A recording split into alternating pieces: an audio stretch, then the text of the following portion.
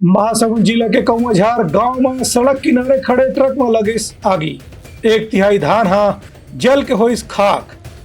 Truck चालक हा कूद के बचे सपन जान ला। महासमुंद जिला के कौआझार के पास में आज एक खड़े ट्रक में आग लगे की घटना हुई।